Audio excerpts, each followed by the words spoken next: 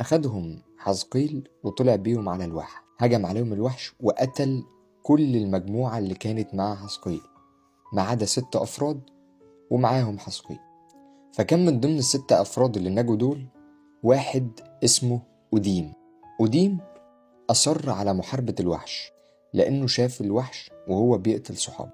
جه أوديم لاحظ إن الوحش قوي جدا ومش هيقدر عليه لوحده. طيب في نفس الوقت ده أحمد بن طولون كان سمع أكيد عن خبر هجوم الوحش على الجيش، وإن ما تبقاش منهم غير 6، منهم حزقيل ومنهم أوديم.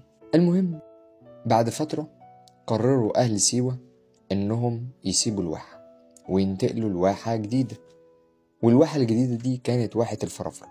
دخل أهل سيوة واحة الفرافرة هروبا من الوحش، لكن كان غير مرحب بيهم تماما في الفرافرة. أهل الفرافرة اتهموهم إن هم جايين يسرقوا وجايين ينهبوا وجايين ياكلوا على الجاهز بمعنى أصح.